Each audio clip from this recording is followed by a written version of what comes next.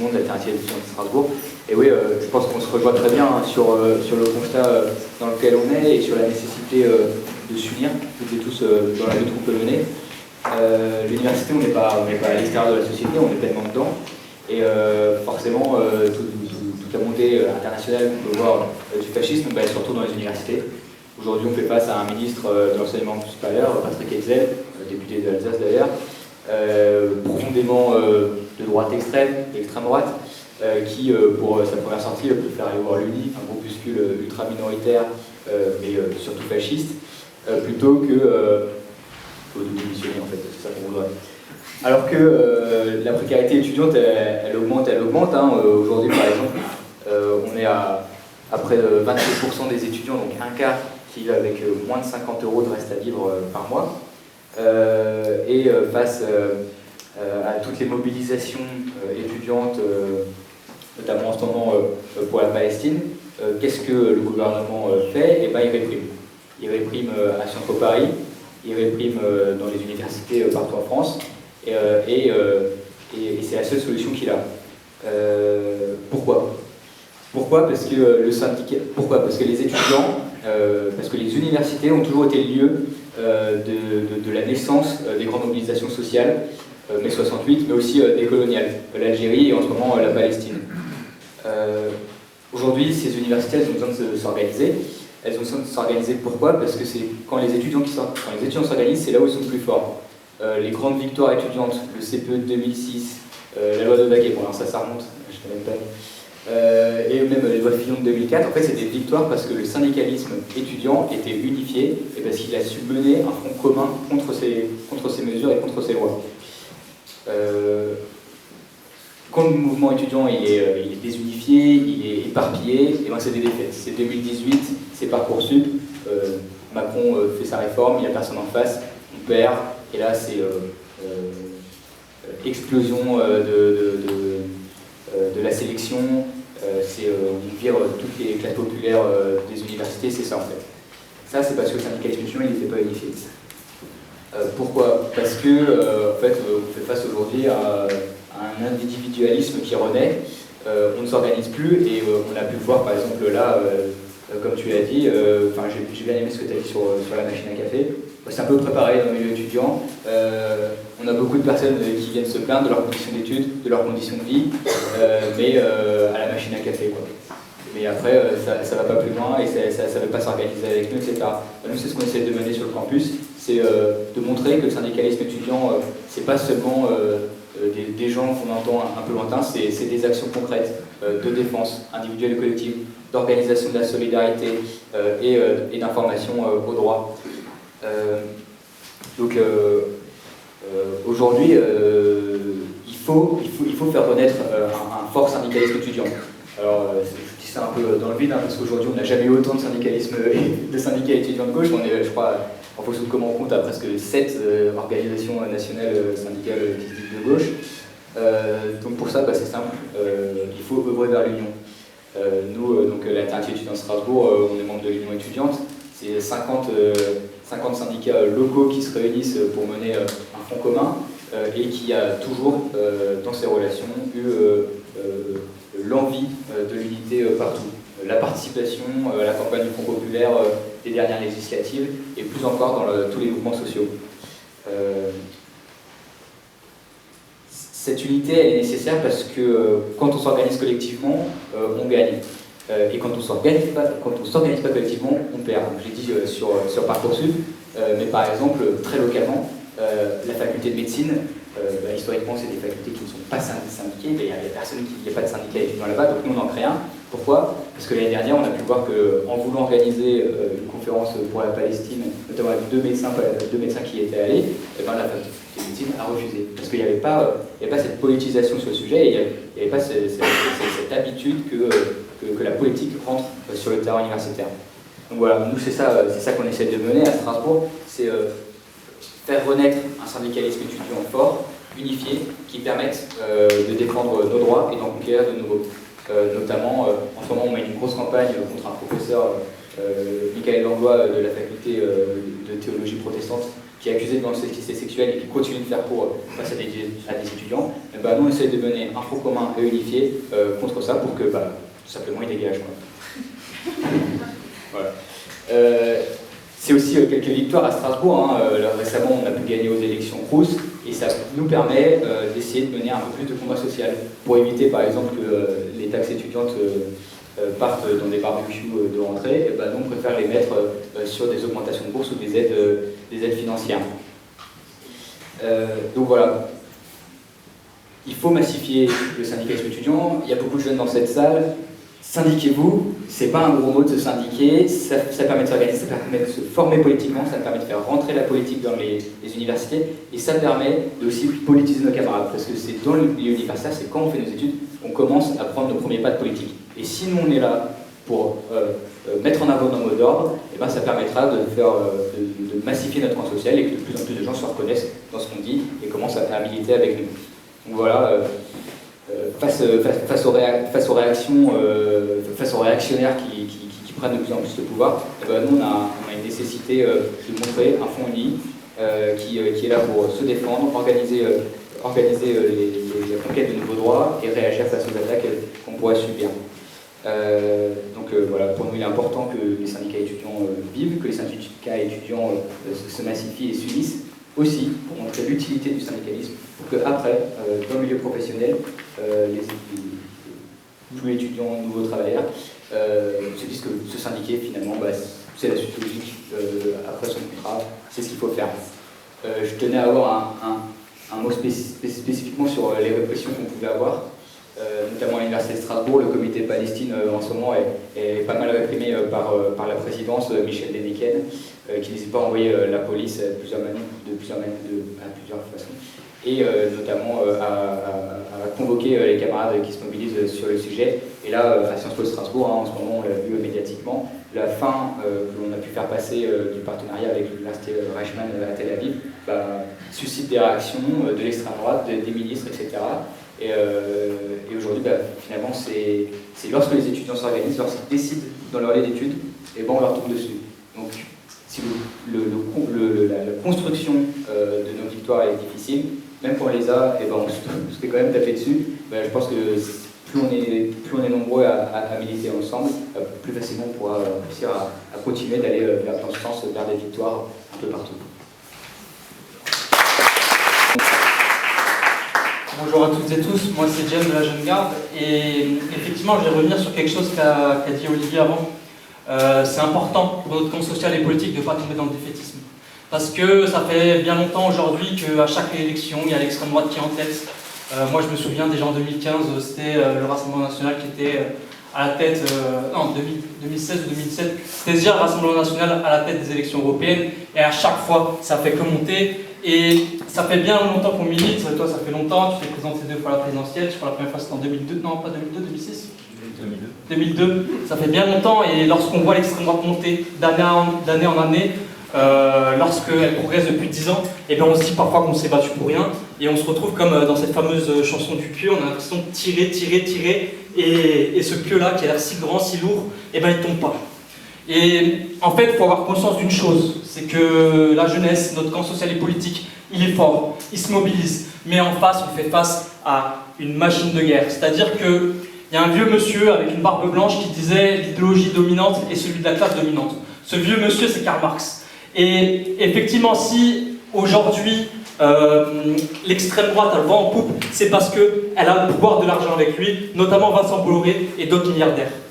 Et aujourd'hui, la société, elle est extrêmement inégalitaire. Ça fait plus de 10 ans, ça fait 15 ans qu'on se mange des crises sur crises du capitalisme. On a eu notamment en 2008 une grosse crise financière mondiale. On a eu la trahison d'une certaine gauche aussi qui a pu démobiliser. Je pense notamment à Syriza à l'époque. Faut le noter parce que Syriza à l'époque, c'était quoi? C'était la gauche radicale, la première fois que la gauche radicale prend le pouvoir durant le XXIe siècle. Et cette trahison a fait énormément de mal à la gauche européenne, et en France, on a eu François Hollande, pas besoin de refaire le film, on sait ce que ça a donné. Et face à ça, en fait, notre camp social et politique, il ne s'est pas laissé faire. Il s'est dit, ok, on s'est fait trahir, notamment par ceux qui vont dans les parlements, qui vont prendre des gouvernements. Et ben nous, dans la rue, on va s'organiser dans les universités, sur nos lieux de travail, et ce qui a donné notamment lieu à un grand mouvement social, c'était la loi travail. C'était la première fois qu'on est ressorti dans la rue, qu'on a réappris à s'organiser collectivement, et depuis, j'ai envie de dire qu'on se mobilise chaque année. Notamment durant les 2 quinquennats de Macron, il n'y a pas eu une année sans mouvement social. Il y a eu des mouvements antiracistes, notamment avec Naël, le meurtre de Naël. Il y a eu des mouvements antiracistes dans toute la France. Il y a eu les Gilets jaunes, il y a eu la loi OR, il y a eu plusieurs batailles pour la réforme des retraites, et notre camp social et politique est présent, et ça s'est traduit également au Parlement, où on s'est dit, où la gauche, on va dire, la gauche qui a l'habitude de tenir était totalement disqualifiée, où l'alternative d'une gauche de rupture était en vue. Et ce qu'on constate en fait, c'est que la bourgeoisie, elle aussi, elle s'organise, elle se laisse pas faire, elle veut pas laisser notre camp social et politique prendre le pouvoir. Et pour ce faire, il y a un personnage qui est extrêmement central, c'est Vincent Bolloré, comme tu l'as dit, et lui, il a un projet pour la France. C'est-à-dire que lui, il souhaite vraiment mettre l'extrême droite au pouvoir pour maintenir l'ordre établi, l'ordre capitaliste. Et il se donne les moyens justement de maintenir cet ordre en achetant chaîne de télé sur chaîne de télé, radio sur radio, journal sur...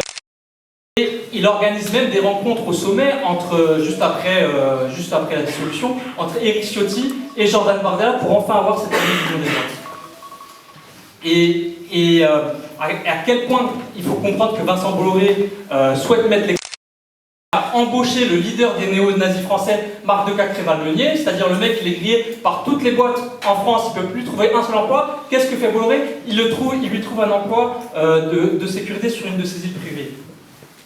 Et effectivement, cette montée organisée de l'extrême droite, elle se traduit directement dans la rue. Notamment, il y a des milices qui se forment partout sur le territoire, il y a des agressions racistes, il y a eu une attaque masculiniste à Paris contre une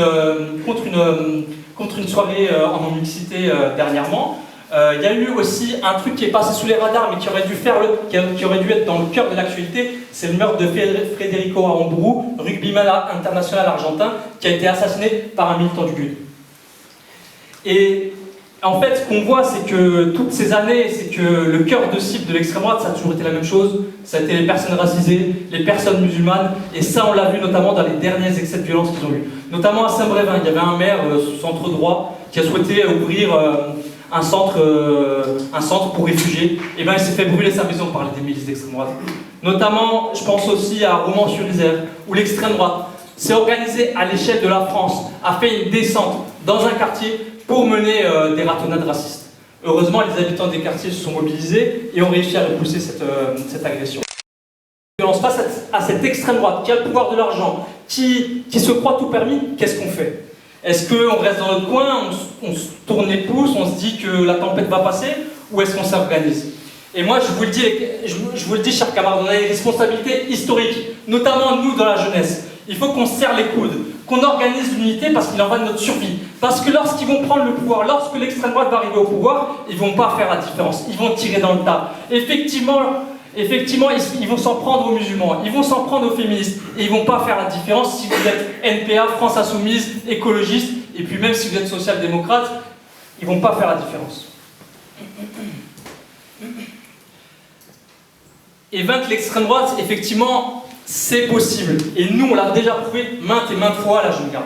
Je peux prendre des exemples très locaux. On a eu notamment la question du bastion social il y a 5 ans, qui s'est implanté dans différentes villes en France, notamment à Strasbourg, rue Vauban. Et qu'est-ce qu'on a fait? Il y avait tout le monde qui nous disait, effectivement, ils sont trop forts, ils sont implantés, on va rien pouvoir faire. Et bien, on a fait fermer leurs locaux. Et notamment, il y a d'autres questions, notamment sur la question électorale, où on dit tout le temps qu'on n'arrivera pas à reprendre des circos à l'extrême droite. Et bien nous, avec la Jeune Garde, on l'a fait. Dans une circonscription du Rassemblement National, on a fait élire Raphaël Arnaud pour député de la Jeune Garde, et le Rassemblement National, où il a mis 10 points dans la figure. Et ce que je dirais là-dessus, c'est que, effectivement, on voit que notre camp social progresse et qu'on se dirige vers un affrontement en 2027 entre notre camp social et politique et sa traduction aux élections et l'extrême droite. Et il y a beaucoup de gens qui nous disent va falloir se calmer, notamment sur les questions d'islamophobie, notamment sur les questions d'antiracisme, de féminisme, mais c'est à cause des compromissions qu'on a eues à gauche qu'on est dans cette situation. Et il ne faut pas qu'on ait football lorsqu'il faut parler d'islamophobie, parce que l'extrême droite, elle va s'attaquer aux musulmans. L'extrême droite, elle l'a déjà fait, notamment le Rassemblement national. Lorsque un ancien candidat du RN est rentré dans une mosquée à Bayonne et a tiré sur deux fidèles. On a cette responsabilité historique. Et c'est pour ça qu'on va porter une candidature en rupture avec le capitalisme et les racismes. C'est possible et cette candidature sera portée par le mouvement social. On a la capacité de changer et de gagner et de transformer la société. Et je conclurai avec cette phrase de Lénine qui disait « Là où il y a une volonté, il y a un chemin ». Merci beaucoup pour vos interventions. On va maintenant passer aux interventions des militants et militantes des jeunesses anticapitalistes qui vont aborder plus en détail des thématiques de jeunesse. J'aimerais vous parler de la précarité des étudiants et étudiantes. Ça a déjà été évoqué, mais j'aimerais rapporter un peu plus de données factuelles qui sont éloquentes. Vous m'entendez pas? Ouais. Et là, c'est mieux? Bon, je parle plus fort alors, je vais essayer. Ces dernières années, les gouvernements successifs ont renforcé la mise au pas de la jeunesse en rendant plus difficile l'accès aux études supérieures et en aggravant leurs conditions de vie. Donc en fait, qui les empêche de bénéficier de conditions qui sont propices à leur réussite. Et j'aimerais commencer par évoquer l'accès aux études supérieures et j'aimerais évoquer deux exemples, Parcoursup et mon master. Parcoursup, donc au milieu de cet été, il y avait 85 000 candidats et candidates qui n'avaient pas trouvé d'affectation. En 2023, c'était 77 000. C'est déjà considérable, mais c'est de pire en pire. Et pour les étudiants internationaux, c'est en fait une perte de leur visa d'études et donc une obligation de quitter le territoire français. Et depuis 2 ans, la mise en place de mon master a empêché de nombreux jeunes d'avoir un master malgré leur diplôme de licence. Donc sur l'année 2021, c'était 23% des étudiants en moins en M1 qu'en L3. Et à titre de comparaison, en 2014, il y avait autant d'étudiants en L3 qu'en M1. Je vais parler aussi des frais d'inscription. Donc fin mai 2024, le gouvernement a mis fin au gel des frais d'inscription qui entraîne une hausse de 3,5% par une indexation sur l'inflation.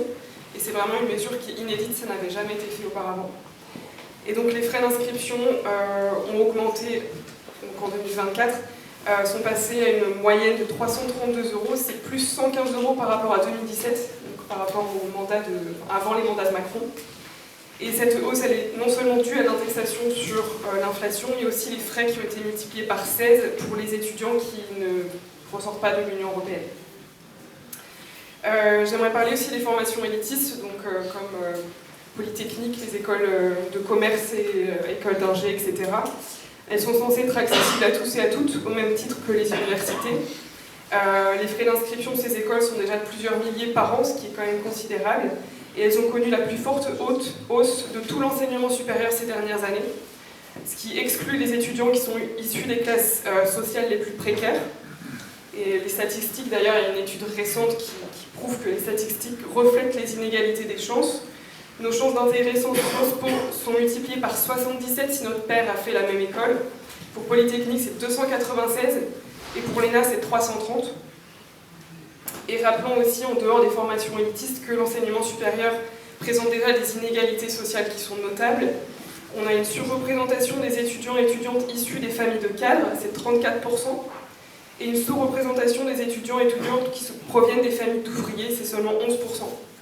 Alors que dans la population générale, ils ne sont pas forcément sous-représentés. J'aimerais parler aussi des baisses des aides. Donc pour l'alimentation, dès 2021, il y a une suppression du repas Crous à 1 € pour tous et toutes, ce qui oblige à payer chaque année 506 € supplémentaires pour s'alimenter, alors même que l'alimentation est l'un des postes de dépenses où l'inflation est la plus marquée. Et parmi les chiffres notables, il y a un tiers des étudiants qui sautent des repas faute d'argent, et une proportion qui est de plus en plus élevée aux Antilles, où les prix alimentaires sont 40% plus chers que dans l'Hexagone selon l'INSEE. Ensuite, par rapport au logement, il y a 90 000 étudiants et étudiantes qui ont entamé leur année universitaire 2023 sans logement, faute de moyens face à un marché qui est ultra-libéraliste et qui spécule. et dont les propriétaires demandent des loyers de plus en plus élevés, des cautions aussi de plus en plus importantes. Et donc il y aurait un étudiant sur deux qui est mal logé. Donc, petits espaces, nuisances sonores, passoires thermiques et j'en passe. Et il y a un tiers des étudiants qui ont du mal à payer leurs charges. Dans les Outre-mer, ce sont les territoires qui connaissent les plus fortes hausses. On a jusqu'à plus 2319 € de loyer à l'année supplémentaire. Et même les loyers au Crous ont augmenté alors qu'ils ont vocation à corriger des inégalités croissantes et qui garantissent donc le droit à un logement qui est abordable pour tous et toutes. Cette année, à nouveau, le gouvernement a décidé le dégel des loyers avec une hausse de 3,5% dans toutes les résidences Crous. Et rappelons aussi que la part d'étudiants ayant accès au logement Crous a fortement diminué. De 1960 à 2022, la proportion d'étudiants logés en Crous est passée de 35% à 6% seulement. Les APL ont été retirées en quelques années à plus de 6% de la population et elles ont été réduites de 20%. Et pour les bourses, et j'en terminerai avec ça, les droits d'accès aux bourses, elles se sont durcies et on compte moins 8% de boursiers, alors que le nombre d'étudiants a largement augmenté. Et donc pour faire des économies, le gouvernement a donc retiré les échelons 0 bis et 1, c'est-à-dire les échelons des étudiants qui proviennent des classes moyennes, ce qui les oblige du coup à travailler, réduisant considérablement leurs chances de réussite. Bonjour à tous, moi je vais vous parler de santé mentale chez les étudiants. On observe depuis quelques années une hausse de problèmes de dépression et de santé mentale.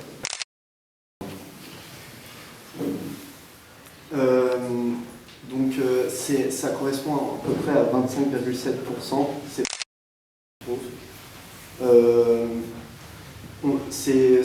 Ce pourcentage est aussi lié à une hausse de la consommation de substances psychoactives, car ça peut aider certains à résoudre leurs problèmes, au moins temporairement. Les étudiants qui présentent des problèmes anxieux, dépressifs, risquent d'échouer d'un point de vue académique, parce qu'ils sont tout simplement plus motivés par faire leur travail, parce qu'ils ont des problèmes mentaux. Ils sont en détresse en tout cas. Ils ne peuvent pas se détendre correctement, ils n'ont parfois pas le temps parce qu'ils sont parfois précaires, ils doivent travailler à côté de leurs études, ce qui est une concurrence, on va dire, injuste avec les étudiants qui ne sont pas précaires, car ils ont moins de temps pour réviser parce qu'ils doivent travailler pour pouvoir réviser pour leurs études. Donc on voit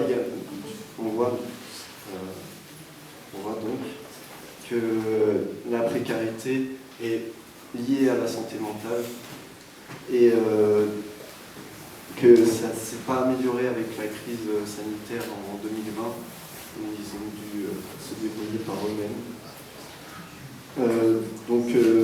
Je vais aussi terminer avec quelques statistiques en plus de quelques actions à mettre en œuvre. 4 étudiants sur 10 se sentent souvent seuls, soit plus du double de la moyenne nationale, avec un étudiant sur 2 obligé de réduire ses dépenses de divertissement, affectant ainsi leur bien-être. À titre personnel, dans le cadre de mes amitiés, je ne compte pas le nombre de fois où j'ai proposé une activité à certaines personnes qui ont refusé tout simplement parce qu'elles n'avaient pas le budget. Je vais vous parler maintenant d'actions à mettre en place. Donc je vais rejoindre mes camarades à gauche. Pour moi, c'est une bonne action à faire, c'est de se syndiquer et de s'impliquer dans la vie politique. On peut également mettre en œuvre des blocages, comme nous on avait eu l'idée de l'entrée du Crous gratuite, une opération repas gratuite dans un des rues. Et aussi à Strasbourg on a les mercredis run et on avait eu l'idée de politiser gentiment les mercredis run parce qu'en général si on est bien dans son corps, on est bien dans sa tête aussi. Merci. Contre les violences sexistes et sexuelles, dans le milieu étudiant notamment, parce qu'on pense que ça peut se jouer dans et par la sphère étudiante. Il est grand temps de faire bouger les lignes et surtout maintenant, en ce moment, avec l'actuel procès Mazan et le courage de Gisèle Pelicot. Philippines est le 104e féminicide de l'année et certaines tendances politiques, notamment l'extrême droite et la droite, ont cherché à récupérer ce meurtre pour justifier leur haine envers les personnes issues des migrations. Et en plus, soutenus par les médias Bolloré dont on a parlé précédemment, ces groupuscules-là et leur orientation on ne peut plus raciste, ces groupuscules ont lancé une polémique justement sur l'origine et l'identité et la situation irrégulière de son agresseur. Mais bien évidemment, ces mêmes groupuscules ont vraiment du mal à admettre et à considérer. Évidemment, aujourd'hui, leurs difficultés à le mentionner, il est important de rappeler que en 91% des cas, les auteurs de violences sexistes et sexuelles sont proches des personnes que l'on connaît et c'est souvent dans notre propre domicile. Le problème reste donc bien le sexisme et la domination patriarcale et masculine. Le problème, pour lutter contre ce fléau, il est donc important de lutter contre la domination patriarcale, contre les stéréotypes misogynes, afin de lutter contre les violences sexistes et sexuelles, mais également il est nécessaire d'utiliser et d'enseigner le consentement au plus jeune âge. Parlons donc de cette éducation. Depuis 2001, l'éducation sexuelle est inscrite au programme et il est nécessaire d'avoir un minimum de 21 séances dédiées justement aux élèves, aux étudiants et étudiantes. Mais on a, d'après un sondage de l'association féministe Nous Toutes, en réalité, seulement moins de 15% des jeunes ont eu ces séances-là. Cette donnée est alarmante quand on sait que 9 jeunes sur 10 de 12 à 24 ans ayant des relations de couple ont déjà vécu des violences sexuelles, des violences physiques, verbales et psychologiques. On note également une augmentation des risques liés à la sexualité, avec une augmentation du risque d'infection sexuellement transmissible de 41% sur les jeunes femmes de 14 à 25 ans et de 44% chez les jeunes hommes de 15 à 29 ans. Selon l'OMS également, il y a seulement dans 30% des adolescents ont avoué n'avoir pas utilisé de protection lors de leur dernier rapport sexuel. Ces chiffres sont énormes et aujourd'hui l'idée c'est vraiment de promouvoir et de prôner les relations saines, le consentement, la tolérance aussi aux orientations sexuelles et aux minorités de genre et également de lutter contre les inégalités par l'éducation. L'éducation est vraiment un levier essentiel pour lutter contre les violences sexistes sexuelles. J'en parlais au tout début de ma prise de parole, mais la médiatisation des affaires comme celle de Gisèle Pelicot sont le reflet de notre société, le reflet d'une culture du viol globale, que ce soit dans la France mais dans le monde entier. Cette culture est un concept sociologique pour qualifier des attitudes et des comportements dans une société qui minimise, voire encourage le viol. Dans ces cas, prévalent des attitudes et des pratiques qui approuvent le viol considéré comme un fait social normal. Avec l'affaire Gisèle Pelicot, ce concept, il éclate au grand jour et ouvre les yeux de chacune et de chacun. Pour montrer aussi que les violeurs sont nos voisins, nos amis, nos frères, nos maris, qu'ils n'ont ni visage ni couleur de peau prédéfinie, que l'on peut partager notre vie, notre lit, qu'on peut partager des barbecues avec ces mêmes personnes, avec ces mêmes agresseurs. Aujourd'hui, par sa force et son courage, Gisèle Pelicot ouvre la voie et les yeux de tous et toutes. Nous avons le devoir de la suivre pour démonter cette culture du viol en luttant, par exemple, pour l'inscription du consentement dans la loi. Un consentement défini comme enthousiaste, libre et éclairé, informé, spécifique et réversible, pour que ne plus jamais de violences telles quelles se répètent. Les actions à mettre en place aussi, ça va être de rejoindre des associations, de lutter, de manifester, Ça peut être justement ce mois de novembre, mois de lutte contre les violences faites aux femmes, de participer à des événements, de aussi réagir aux moindres premiers propos misogynes, sexistes de nos amis, de nos frères, de nos parents. Et également du coup de signer la pétition du syndicat AES pour lutter contre la réintégration de Michael Langlois suite à un pseudo-vice de procédure alors qu'il est accusé d'agression, de violences sexistes et sexuelles. Merci à vous. Pour nous, l'autodétermination des peuples ukrainiens, palestiniens, kurdes, kanaks, c'est en fait l'idée simple que les peuples ont un droit fondamental qui est de disposer d'eux-mêmes, de se défendre, de résister face à la colonisation et aux tentatives d'anéantissement. Dans la continuité de la guerre génocidaire contre le peuple palestinien, l'État d'Israël s'est lancé au mois de septembre dans une intervention dévastatrice au Liban avec des milliers de morts, de blessés, de déplacés. Nous devons continuer à nous mobiliser et à exprimer notre solidarité pour mettre fin à la dynamique meurtrière de l'État d'Israël.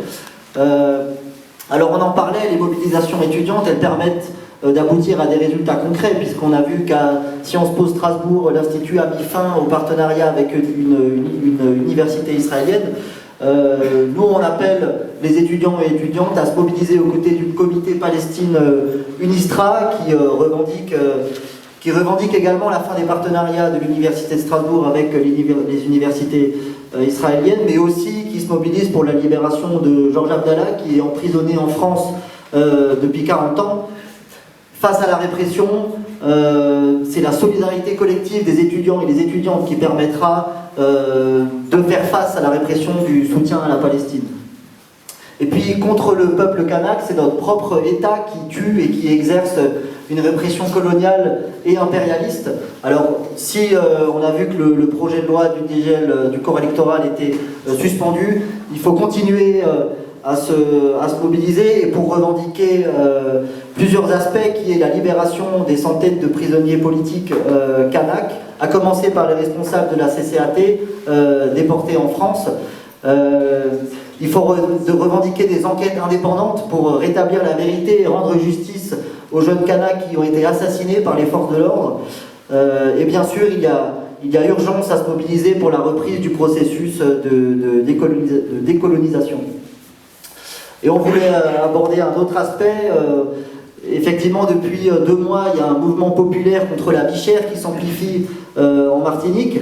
Alors, l'économie martiniquaise, elle repose sur un modèle économique colonial qui est fondé sur l'exclusivité des échanges économiques avec la France hexagonale, au détriment de la production locale. 80% des produits alimentaires sont importés. Et ce modèle, il a des conséquences et il est très coûteux pour les populations locales, alors que 35% de la population en Martinique vit sous le seuil de pauvreté. Alors le mouvement qui est notamment lancé par le Rassemblement pour la protection des peuples et des ressources afro-caribéens mobilise massivement contre la vie chère. On a vu en Martinique beaucoup de monde qui se rassemblait, notamment pour des blocages de supermarchés, particulièrement de l'enseigne Carrefour, il me semble. Et il a permis de provoquer des négociations, notamment sur la baisse des prix. On a vu ce samedi 2 novembre que des milliers de personnes à Paris s'étaient rassemblées contre la vie chère en Outre-mer. Et évidemment, on disait, l'État français exerce une forte répression avec l'envoi des CRS en Martinique. Et donc nous, aux jeunesses anticapitalistes, on pense qu'il est essentiel d'exprimer notre solidarité avec ces mouvements contre la vie chère. Il est essentiel de se mobiliser aux côtés de ces militants et militantes. Voilà. Alors avant de passer à éventuellement vos questions ou interventions, je vais vous rappeler qu'il y a la table, quand vous sortirez, il y aura la table du NPA l'anticapitaliste et vous pouvez laisser vos coordonnées si vous souhaitez vous mobiliser à nous.